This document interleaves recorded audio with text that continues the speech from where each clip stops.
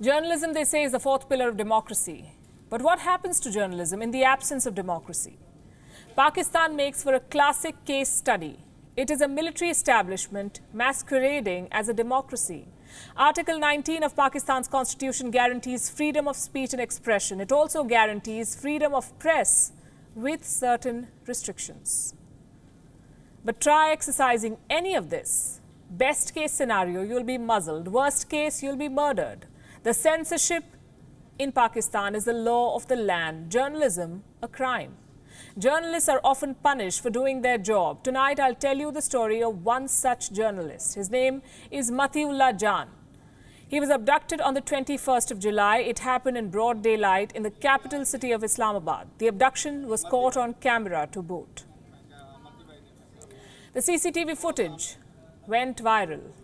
It grabbed the attention of people in Pakistan and outside Pakistan. Questions were raised about Islamabad's crumbling law and order. Some netizens compared the Pakistani establishment to a terror group. Others called the country a banana republic. Prayers poured in for this man. Matiullah Jan's abduction became the talk of the town. Soon, Pakistan's judiciary had to step in. Turns out, Matiullah Jan was supposed to appear in Pakistan's apex court today. He was expected to speak in support of a judge who is known for his strong verdicts against the military in Pakistan. Can you join the dots now? The judge's name is Faiz Issa. You can Google him. He's currently facing charges for failing to declare his assets. Do you know why? Because he's tipped to become the Chief Justice of Pakistan in 2023. The Chief Justice of Pakistan, potential Chief Justice, also a man who has been critical of the military. Of course, the Pakistani military does not want this to happen.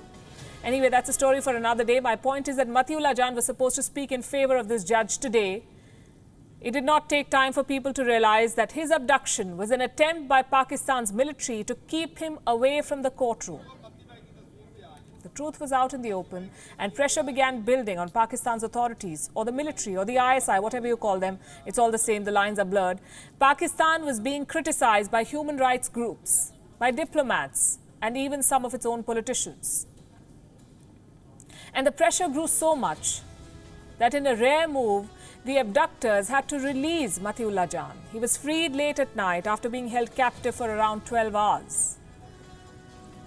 He tweeted that he's back home, he's safe and sound, but the story is not over. It is now playing out in Pakistan's courts. The case was first heard by the Islamabad High Court. The court slammed the Islamabad police. Who abducted Matiullah Jan, asked the court. The judges had some strong worded statements. Justice Atar Minallah said, and I quote, "The impression being given to common man is that police in uniform can operate with impunity. How come such incidents happen? They need to come to a halt. Journalists should not be subjected to such behavior." The court has ordered an independent inquiry into the abduction. The case was also heard by Pakistan's apex court, but independent inquiries are not enough. If Pakistan wants to do away with abductions and enforce disappearances, it must address the root cause of the problem. Intolerance for freedom of speech and expression. There have been many cases of brazen censorship in the last 1 year alone. Distribution of leading newspapers was interrupted in Pakistan. Television channels were taken off air for giving platform to opposition leaders. Journalists were harassed for doing their job. 4 journalists and 1 blogger were killed. And guess what? The perpetrators were given absolute immunity. I'll wrap with a question. Is this how a democracy functions?